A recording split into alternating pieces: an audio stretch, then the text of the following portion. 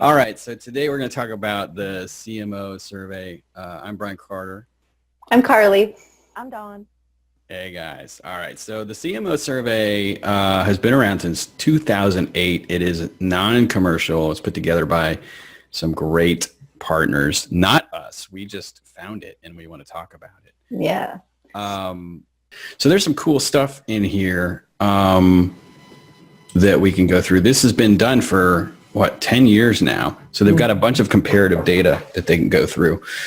And the most recent one is February 2018. Deloitte, Duke, and the American Marketing Association helped put this together.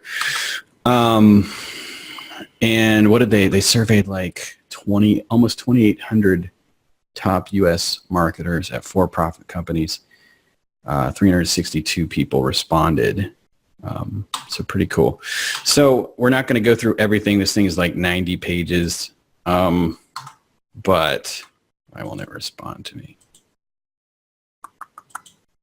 Okay. So there's some basic stuff, economic stuff. Are you optimistic? Who cares? Who cares? We don't care how you feel. We don't care if you're optimistic. People get optimistic. They get pessimistic. It goes up and down. Customers' top priorities. Blah, blah, blah. I'm just going through to find the stuff I found really interesting. Because it's all about me. Say, we care how you feel. So what are people spending on in marketing, right? Market penetration strategies in the past 12 months, 52%. That's the top thing. We're going to penetrate markets. Much more than product service development, market development, or diversification. Right. And they break everything out in this thing by 4 different types of companies. Companies that sell to businesses, other businesses, they sell products, they sell services to other businesses. They sell, they did this wrong, didn't they? I was just looking at that. Yeah. That is an error because it should be B2C. Mm-hmm. Yeah. So I think on the right, this is probably B2C product and B2C services. That's the way they're all broken out. Yeah. So we'll avoid drawing any conclusions on the one that has the typo. I didn't mean to find any typos in your survey, guys. Sorry. So what is the most important thing for driving future organic growth in your organization? I thought this was interesting because I went in here looking for like, hey, what's the stuff that our agency does that's going to help marketers? And having the right talent is really important to them. Right. And it's funny because I was talking to Garrison Wynn, my friend in the keynote speaking realm, and he said, because he talks on all kinds of topics, and he said that a lot of executives and managers are worried about getting more people, getting more employees, getting talented employees. It's more difficult than ever to get people to take certain jobs, right, or to get people to get the training. And he said one of the things that they were concerned about especially was, people talk about digital transformation, this buzzword, which is, it kind of means like making everything in your company computerized, based in data and in the internet. Right. So which parts of your business are not based in computers, data, and the internet? And they're worried about, do I have employees that are digital enough, that understand data and digital? Right. And you can have everything streamlined, but if you don't have the humans to... Yeah, I mean, if you don't have geeks or you don't have technical people or, everybody on your team, I was going to make a stereotypical joke. I'm not going to do that. No judging here. Go ahead. Yeah, I don't judge, never. But it's true in marketing too. That's something I'm talking about in my webinars. Like, do you have barbarians who don't like data, or do you have geeks that are OCD about, give me the data, I want to analyze it? Because you do better with people that can get you insights from the data. You get better marketing results. Having the right talent was number one. Interesting. That is very interesting. of those categories, having the right data, the right technology, stakeholders, all of those, I can see how talent would be the number one thing. Yeah, it's like, I mean, isn't that the age-old question for a really good football team? Is it coaching or is it talent? It comes down to talent every time. That's right. Well, it always helps to have both, but I mean, really, Yeah. talent, you can't do anything without talent. That's right. We've got a whole bunch of really aligned stakeholders and a whole bunch of really dumb employees. We're going nowhere. Right. We're really aligned, but we don't know where to go. Right. Interesting. Yeah. Yeah, that's a good one. So you got to have the right people, or you got to hire the right agency. Who would the right agency be? I don't know. I know a good one. Yeah, me too. This is interesting, though. Company sales through internet remain modest. I mean, B2C product does the B2C services. I mean, sure, it's up in the last 6 years from 9% to 12%. That's up about, what, 33%? You know, that's pretty good, up 33%. But it doesn't look big because it's still only 12, 13%. Right. You would think that it would have a much higher increase through the years.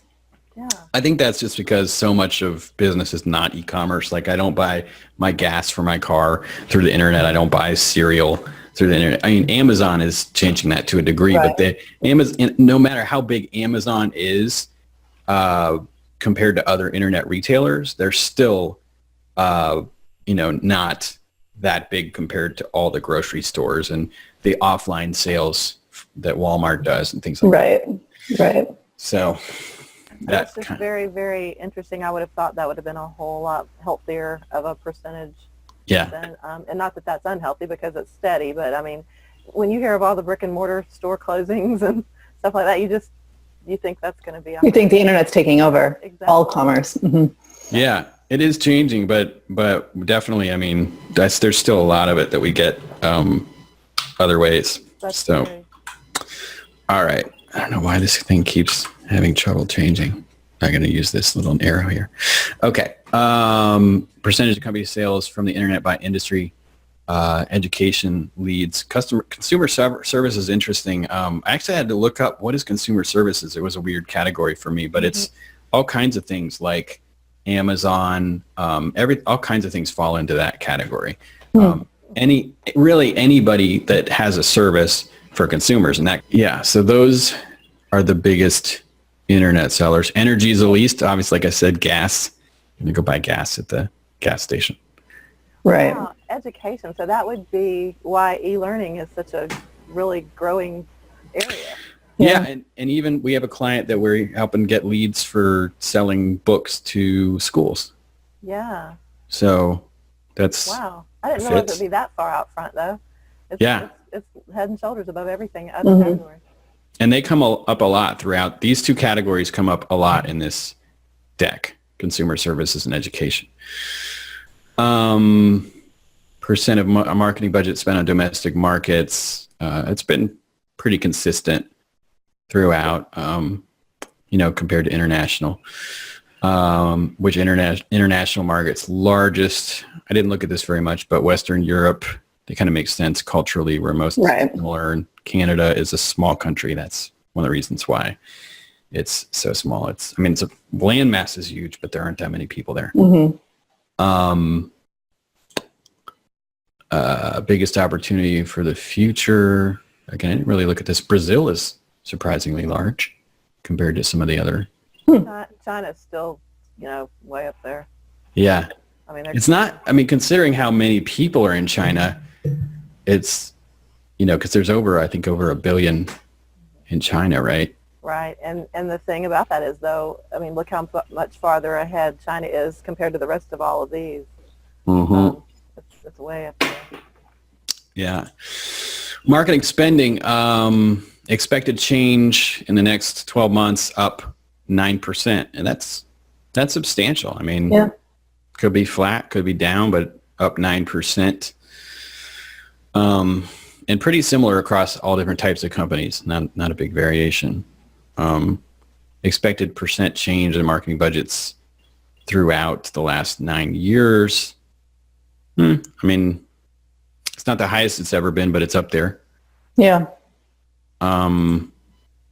Different industries. Energy is expected to spend a lot more. Wow, yeah. Healthcare, communications, media, not education. I guess maybe they're already spending a lot. I don't really know. Yeah. Mining and construction. Yeah. Digital versus traditional. We're going to see continued. We've been seeing decreases in traditional consistently for quite a while, Right. and increases in digital, and we're going to keep seeing that. Right. Traditional versus digital. Biggest changes are in B2C, selling to consumers. So they're still moving more and more to digital faster, away from traditional. CRM spending, customer relationship management tools like HubSpot and Zoho and Salesforce versus brand building. They're both going up. They're pretty similar right now. So, Right. Okay. and those are kind of like B2B and B2C, like typically. Right. You will do some CRM stuff, but they tend to be more brand building Yeah. too. And that seems to be a more kind of consistent thing through the years. And the brand building is kind of growing a little bit more. Yeah, brand building is growing more. I wonder if that's just because of the amount of noise out there. I think it's become more competitive with social and the number of TV channels and the number of brands. There's more and more brands, and there's just more noise. So There is a lot more noise. I think it's harder to break through people's attention these days. Marketing budget as percentage of firm budget. This is really interesting to me because I keep seeing that. Okay, so this is 11% of their spend, right? Not of their revenue. It's interesting that the recommendations out there are that you should spend about 10% of your total revenue on marketing. If you're a small business. I'm sure it's not the same if you're a multi-billion-dollar business. Although it might be. I don't know. But what percentage of your total budget should be spent on marketing? And it's interesting. It's double. B2C is like B2C product is double B2B, almost, both B2B categories. A lot of these B2B don't really market. And so maybe they're doing just more sales. In our experience, they're just not as aggressive at marketing. Right. They're more conservative in a lot of ways. As percentage of company revenues, 8%. And that's interesting to me because when I say those numbers to people, when I do keynote speeches, I see these numbers, but then when I say them to actual people, they're like, whoa, that's high. Oh, wow. Yeah. I mean, I talk to companies and they say, man, no, I think our marketing budget is like 1% of our revenue. Huh. So I don't know what that dissonance is. Say who is not knowing exactly what. Are they not telling the truth in the surveys? Right. I don't know. But yeah, so regardless, B2C services are higher, are spending more, they're still spending more. And again, it's double. So it's double B2B in terms of spending. Consumer services lead marketing spending as percentage of revenues by industry. That doesn't surprise me. Yeah. Consumer services spending the most. They're it's a B2C thing, directly to consumers. Education is up there again. Yeah. Manufacturing, they're B2B typically. Right. Look at healthcare. Healthcare is interesting. Healthcare Yeah. really changed into a business now. It used to just be a sort of a service type. Now it's seen as big business. It is there. They have more competition now too. I mean, there are more urgent cares. There are people building these urgent care businesses that are competing. They're having to learn how to do customer service better because people are less tolerant of bad customer service at a hospital. Mm-hmm. You know, Definitely. yeah, you've seen those billboards that are like a wait time in our ER is only 8 minutes. You know. Oh yeah, we Seen have a those? local hospital that guarantees a private room for everybody. That's their Oh, selling wow. point. If you go there, you always get a private room. So they're always trying to find a way to one up the guy across town who's got the other big hospital. Mm-hmm. So yeah, the competition is fierce. You're right. Yeah. Okay. Now, what are they spending their marketing investments on in terms of knowledge? Now, this is interesting. We have to make sure we define this correctly. They define marketing training as passing on what's already known in the company to other employees. It's not external training. It's a really weird way to define it, but that's what they call marketing training. And developing knowledge about how to do marketing does mean external. It means new marketing capabilities, which probably comes from outside. Right. So what we would typically think of as marketing training is called developing knowledge about how to do marketing. Okay. Got it. Just so you know, because Yeah. That's that good could to be know. confusing. Mm-hmm. Marketing research and intelligence, developing more information about your market and your customers, marketing consulting and services.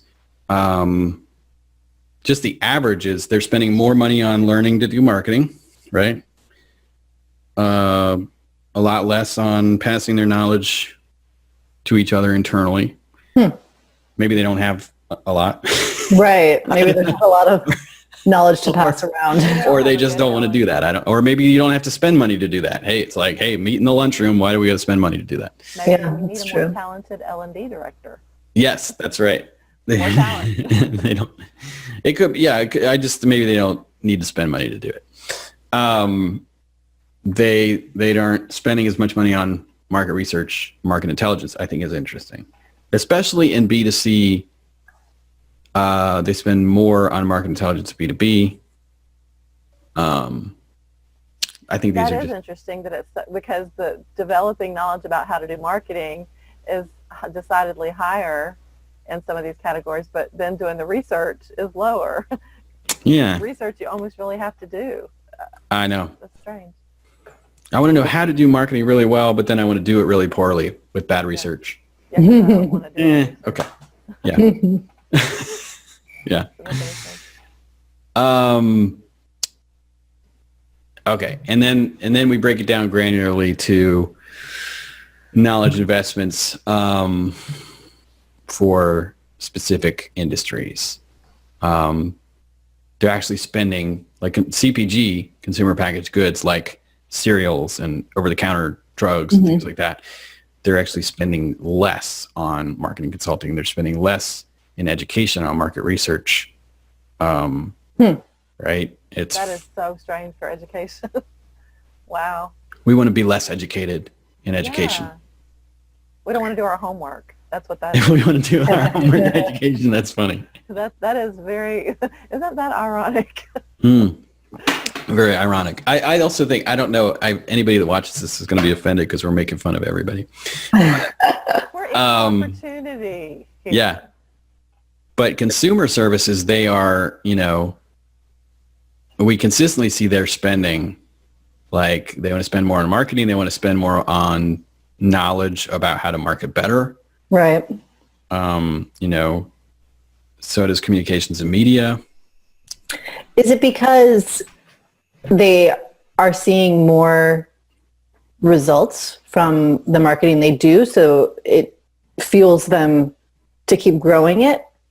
Or is it them knowing they have to get on top to break through the clutter? I think from what I can see, it's a growth area and there's a lot of competition. My first guess would be that education is more likely to be one of those areas that is a little bit older, a little bit more, things are already set, like the way things are done, Right. where they get their customers. It's more legacy business. Right. Right. They're not necessarily fighting for new. They're not seeing as much competition. I mean, you got things like University of Phoenix, but I don't know if they're competing for the same customers, so to speak, Right. as say Duke is, or and then you got all the high schools and you got all the prep schools and all those. So I don't know that there's new competition for some of those places. Right. And they may feel, so I think in businesses that have been around for a long time, or organizations, nonprofits, whatever they are that have been around for a long time, it's easy for them to start to believe that they really know what they're doing. They know their customer and they know how to do this. And So they kind of put themselves on autopilot and relax.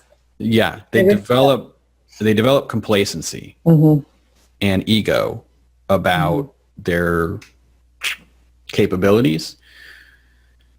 They could be right, but it doesn't encourage an innovation and competition mindset. And it's one of the reasons why those are the industries that get disrupted. Right. Was it you and I talking about the cab industry? Yeah, the cab industry, Yeah. there was no competition. They could be as crappy as they wanted to be.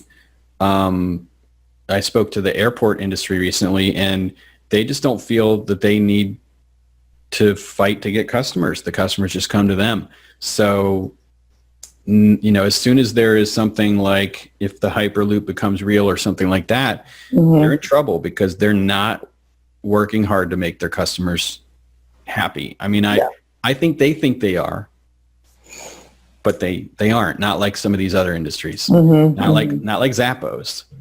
Right. So Not even close. Yeah. Going to the airport is usually not a pleasant experience. that complacency from having the business for a long time, feeling like you have captive customers,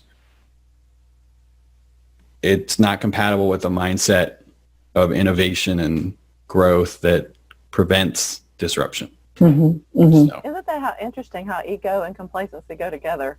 That's a very interesting concept you brought up. It's just a philosophical thing. And I've seen that kill some of the biggest, it killed Sears Roebuck, those two things. So, I mean, and that people need to, kind of, when you look at this, the kind of stats like this, it's interesting to compare that. it's like success leads to failure. It's very strange because Yeah. A coach I have has said that you can't, never heard of anyone coasting up. You start to coast. yeah, you start to coast, you stop and then go backwards, fall off the bike, skin your knees. Yeah. So that could be what's going on. It could be something else. I have no idea. These are just some numbers we're looking at. So percent of marketing knowledge investments expected in the next 12 months. Marketing consulting services are going up, even though they're low. That's good for us. Yeah. Marketing research intelligence going down. I just think that's interesting. It is. It's like that all over the place now. I don't understand that because one of my pet peeves was that whole first ask why book and that TED talk that everybody got excited about. I was like, because I think it's BS. And the guy gave 3 examples of companies that I buy from Apple because of their why. No, you don't. You really don't. There's a lot of other reasons you bought from Apple and these other companies. And I don't buy from this gas station because of their why. I didn't buy this watch because of their why. I like the way it looks. I didn't buy, there's a lot of reasons we buy. And if you don't understand your customer and why they're buying, to understand why they're buying, you have to know who they are. So who is a really important question. Who is your customer? You can't get that without market research. Right. You can't just sit there and look in a mirror and say, what's my why? You can't Right. just look in a mirror and succeed in business. Right. You can't do it. So Yeah, it just seems like all of these numbers are wonky. Like developing knowledge about how to do marketing seems to be going up, but then the actual research part isn't as important. Like it doesn't. It does not. why wouldn't they both go up together? Right. How can you Their do? hypothesis is their conclusion. You know, you can come up with a hypothesis and you have to research it and test it. But That's when right. they come up with their original hypothesis, they treat it like that's the conclusion. Yes. So they don't My, need anything. my theory is a fact. Yeah. Right. Why? Because I said it. Because I said so. Yeah. Because I said so. That's Okay. very interesting. That is. Yeah. I mean, if this were science, then we would be saying, hiring scientists is going up. Learning how to do science is going up, but actual science research is going down. And talking to each other about teaching each other to do science internally is going down. Right. Those are stupid things. They should all be going up. Mm-hmm. Yeah, try to go get some funding for a study based on that model. Yeah. It's Yeah. unhappy. We want some funding. What are you doing? Well, we're learning to do more research, we're learning to do science better. But we're doing less research. We're talking to each other less. No, you can't have any money. No. Yeah. Huh. Yeah, that's bizarre. It is. But keep in mind that, whoever you listen to, 50 to 80% of small businesses go out of business within a certain number of years. Right. So I always think about it this way, like it might be smart in the world to conform, like to do what other people do, right? Like we all eat, we all sleep, we all go to work. We do the similar things to survive, right? Mm-hmm. But in the business world, if you do what everybody's doing, 80% of you are going to die. Only 1 out of 5 survives. Right. That person's probably the weirder one, right? Mm-hmm. Mm-hmm. Don't do what the other people are doing. Mm-hmm. It's so true. Yeah. It's true to succeed in any aspect of life, I think. You have to find your own way. Definitely. Especially when the dinosaurs are everywhere. You know, if Yeah. they step on you, you have to figure out a way to not do what everybody else is doing. I don't think we're going to get through this whole survey in one episode. We're only on page 38. It'll be part 1 of 3. Yeah. This is part 1. To be continued.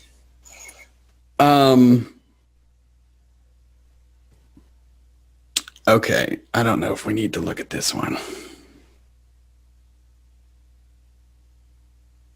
Okay. Let's just get out of this. So the takeaway that I've noticed so far from all of these trends, the one that sticks out at me the most, is that people are just not doing the research to be able to get to that, increased marketing level, or the increased customer reach level that they really want to do. So it just seems like that seems to be a trend through all of these numbers. Yeah, unless they think they're getting, do they think they don't need to spend money on research? They're getting it internally? Maybe. Like, I mean, I could imagine that, like one of the things we offer is we can give people through our consulting, we can give them some data and we can run ads that give them data. So that would fall under paying for the consulting, not under paying for research. So maybe they are getting it. They're just not paying market research firms. Mm-hmm. Mm-hmm. And I think that it seems like Airbnb, I was listening to some podcasts about what they do, and they've got a very heavy testing culture where they're constantly running tests. So I feel like they would be a company who is spending a lot of money on research and data. I guess the question is when they asked the questions in the survey, did the people who answered the survey consider all that kind of testing? Like split testing your landing pages, testing in your ads. Did they consider that part of their marketing research and intelligence, or did they consider that something else? Right. So that would be a survey issue that we can't answer. You just found another flaw in the survey. Well, we know surveys are flawed. Yes, don't we?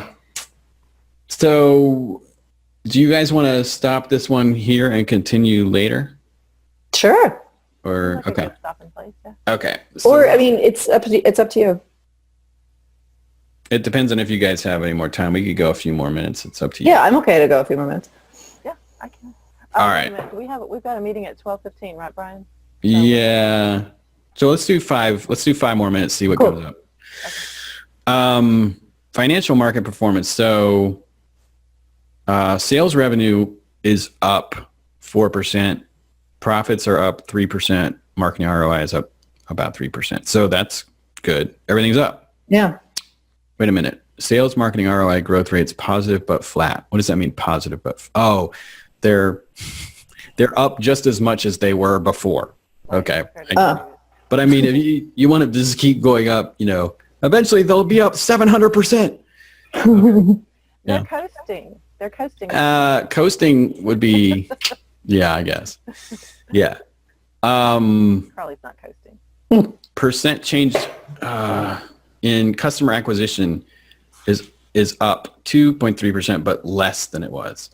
Customer retention is up, but less than it was. Brand value is up, but less than it was, right? So I see what they're saying, right? Like we're improving, but we're just not as improving. We're improving as much as we were. We're kind of slowing down. What are we doing wrong? We're probably not doing as much right stuff, or it's not having as much impact, Yeah, or maybe they are coasting, like you said. Maybe they did some cool stuff in 2000. Oh, and this, you know what? This is a monthly scale, right? Well, so this is actually. It's actually. It goes from August 16th to February 7th. Ah, I see. So that plus 3 years. Every 6 months. Well, it's every 6 months or so, or 8 months. It's a weird scale. It's every 8 months. It's kind of a strange scale. Yeah. February to August is 6 months. Oh, yeah. Okay, it's every 6 months. Yeah. Okay. Got it. Okay. So sales, we've had this, this is more detailed. So sales, everything is up in the past 12 months.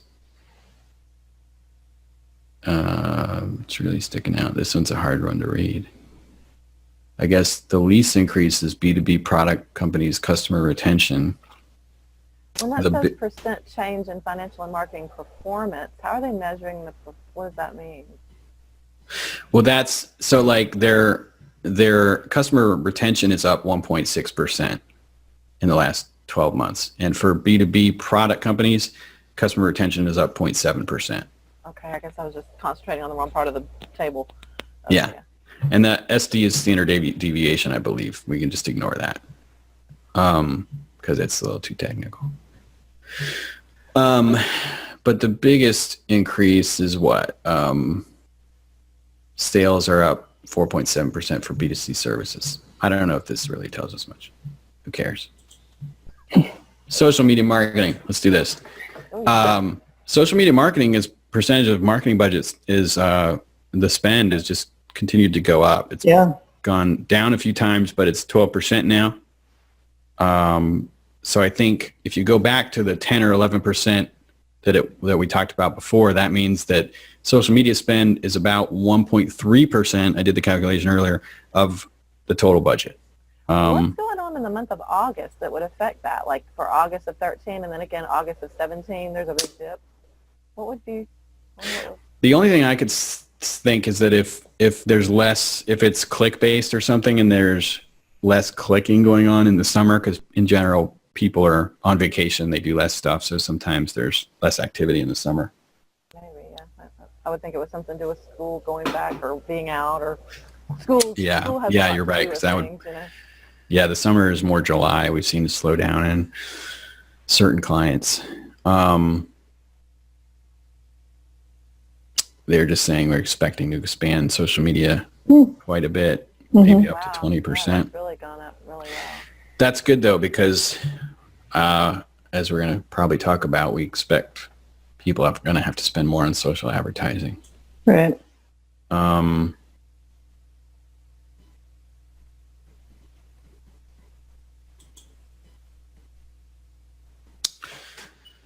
This is crazy to me. So how effectively is social media linked to your firm's marketing strategy? It is crazy. Like there's a lot of places where I see that social media is just occupying this weird space over here. Mm-hmm. Like, why are you not making social media align with your marketing strategy, align with your business goals? It doesn't have to be this other weird thing. Mm-hmm. How effectively does your company integrate customer information across purchasing, communication, and social media channels? Kind of average there. So, I mean, customer data, this is one of the things we do with, with the customer, like data with retargeting. Mm-hmm. Wow. So Everything you show, there's a dip in the month of August. It's interesting. it's not, Well, it's not that interesting. I mean, it's true, but about school a lot. It's true, but it's not. So I'm thinking everybody went back to school in August. Yeah. We're going to start an entire program based on fixing August dips. Yes, the word dip is operative here. I understand. Yeah. Well. You know who you're talking to.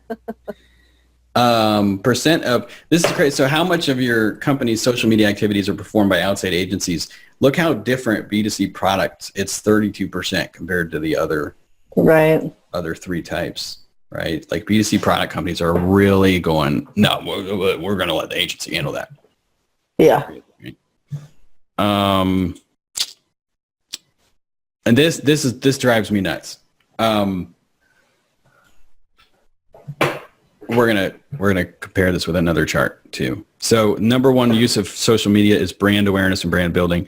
Number two is acquiring new customers. So there's an earlier chart that said the number one goal of all marketers is to acquire new customers.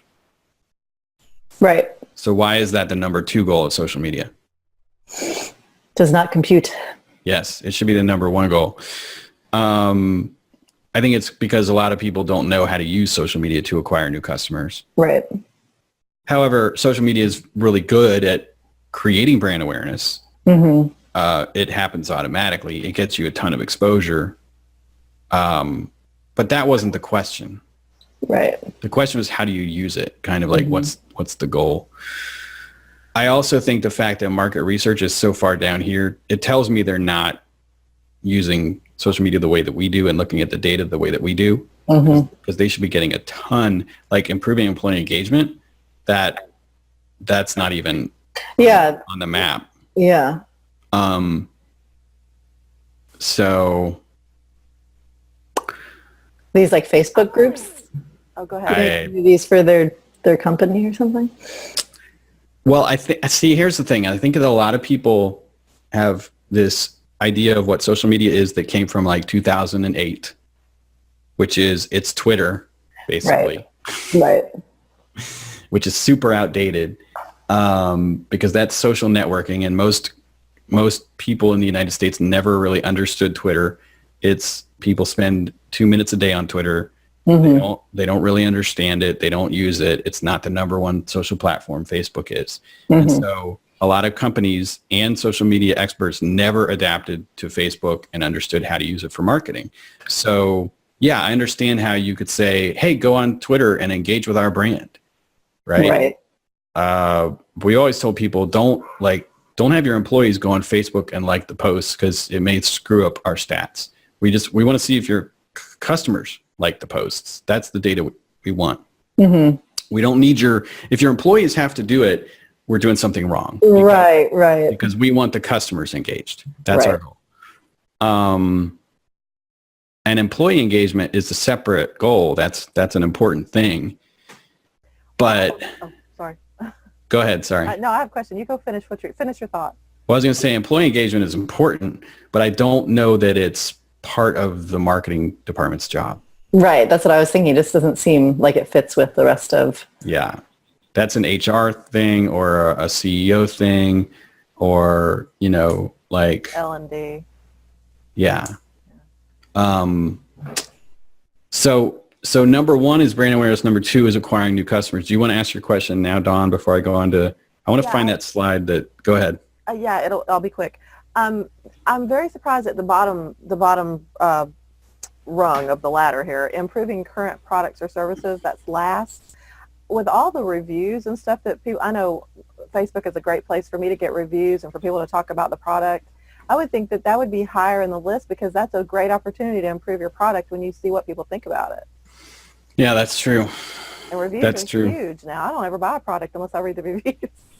Well, I think not only reviews, but like when you're doing Facebook posts and Instagram posts, you get engagement, you get comments. Like, what do those comments say? What do you learn from people about them?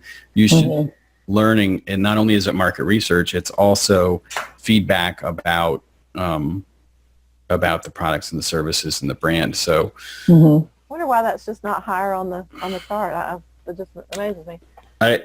I mean, I think maybe it's big. I think they may be answering in terms of what are your goals for social media, and that was just not one of their goals. But again, like you say, like maybe it is weird that it doesn't come up. But I think it probably goes to like which platforms are they using, and how are they thinking about social media, which I think is one of the biggest reasons why. Okay, it's not having a big impact on our company performance. It's because of how they're using social media. And this is the one that worries me the most. To what degree does the use of social media contribute to your company's performance? Not only is it lukewarm, it's less than half of the 7 scale, which would be 3.5, but it hasn't improved. Right. That's what got me. In the past 2 years, it hasn't improved. And when you ask that question, your company's performance, I think you're going to have to say that most people are going to interpret that. How would you interpret that? Like, what does your company's performance mean?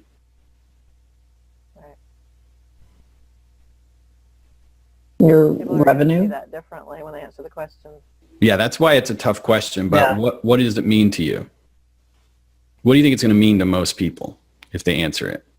How well your sales are doing, or how well your dollar signs. Yeah, and when most of these marketers are saying that customer acquisition is their number one thing, it is either revenue or new customers. So, to what degree does social media contribute to revenue or new customers?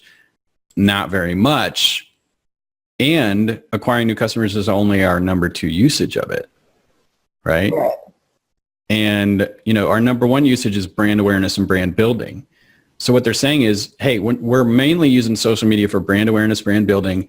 And you know what? It's not really contributing to our company's performance. So I would say, if that's the case, how are they acquiring new customers? If they want to do that, but if that's their number 2 goal, how are they doing it? If they're not using social media, but they're using social media. Well, it's different. It's different for every company because they may be a really sales culture type of company, right? Especially if they're B2B. They may drive leads and have salespeople. They may use Google and Bing search type strategies to drive sales online. They may be retail, whatever they are. But there's 2 main things here to me. Number 1, they aren't trying to get new customers and sales hard enough with social media. And they may not know how. And number 2, they probably don't have good enough tracking. I think they think it's supposed to just follow. Like if you create more brand awareness, because I know I've thought that, the more brand awareness you create, well, of course everybody's going to come by. You just think it's a natural thing. So you don't necessarily go after that as a thing. And sometimes that works, sometimes it doesn't. But if it does work and you don't have good tracking, which takes extra work, True. You have to put extra tracking in place to accurately track social media's contribution to new customers, or you won't see it. Right. You have to you do UTM tagging. You have to go to Google Analytics and look at the assisted conversions. You have to, and, even HubSpot in the free version will not accurately track Facebook conversions. You have to use paid HubSpot version and get this add-on ad tracking thing to get accurate Facebook conversions in there. So you have to do extra stuff to track it accurately if the branding itself by itself with nothing else does get you new customers. Right. But sometimes it doesn't. Sometimes you have to do more than just branding to get customers from social media. You have to do extra other stuff. You have to do conversion campaigns. You have to run ads of a specific type, a conversion type of ad. And if your social media people only know how to post and tweet and run promoted posts by boosting, they're not doing that. They don't know how to do that. They don't know how because relatively new is social media to people, to companies. Yeah. And not everybody's an expert like you, so they're still catching up to knowing everything you just said. Right. And so it's not that social media can't contribute. It's not that it isn't. It might be that it is and you don't know because you don't have the tracking. It might be that it can, but you don't have, earlier we said, do you have the right people, the talent? You might not have the talent right now. So, and you might be misinformed because all the people around you have been miseducated about which platforms you should be on and how you should be using them. So I think that's why we find ourselves with that. And this bothers me a lot. The 3 best social media according to impact on your company's performance. Podcasting. One is this I'm having trouble understanding. The top 3, 1 equals best. Oh, I get it. Okay. So podcasting is the worst. Social networking is the best. What bothers me is that Facebook is called social networking. It is not social networking. It's social media. Networking is when you do one-on-one interactions with people. Right. And if you're doing one-on-one interactions with people on Facebook, you're doing it wrong. You should be doing social media at scale using ads, right? I know that's nitpicking, but even on LinkedIn, are you using ads or are you bugging individual people through messages? So whatever it takes. I know, but it can backfire, So there's no line here for social advertising. Yeah. Seems like an oversight. That's a problem. Yeah. Because there are people doing social quote networking or media sites that are not advertising, and there are people that are. And we should be able to see the difference in this survey. That would be ideal. Right. So there's a 0. I guess that would be like better than 1. I know. That would be better than it should be 3 or 5 or virtual reality. Virtual reality is driving all our sales. It's amazing.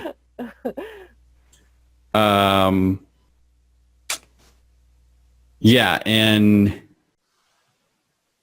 this is tough because they grouped Facebook and LinkedIn together, but I know from our experience that most B2B people don't want to use Facebook, so it's probably LinkedIn.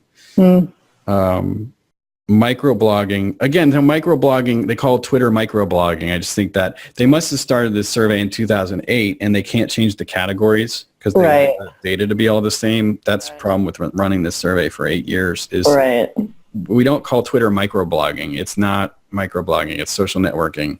But it is kind of a cute term because you do get to have this much blogging. Micro. I've never even thought of that. I see why they say that. Look at me right now. I'm micro smiling. It's just so cute. Yeah. It's micro smart. Getting you micro results. Yeah. Right. Exactly. It's macro stupid and it's micro smart. All right. Enough of that. All right. Oh, we're missing our meeting. We got to go. Oh yeah. We got to Josh is go. gonna feel left out. Yeah, we're gonna we'll continue this later. This is fun and interesting. So we'll continue reviewing and making fun of the CMO survey later in part 2. Thank you guys for tuning in. Thanks, Carly. Thanks, Don. Thank you. Thank you. Bye-bye. Yes. All right, guys. Thanks. That was cool. Cool. And Yeah. we better get in that meeting or Josh is gonna be like, "What happened?" Cool. Okay. Bye. Thanks, Bye, Carly. Bye. See ya. Bye.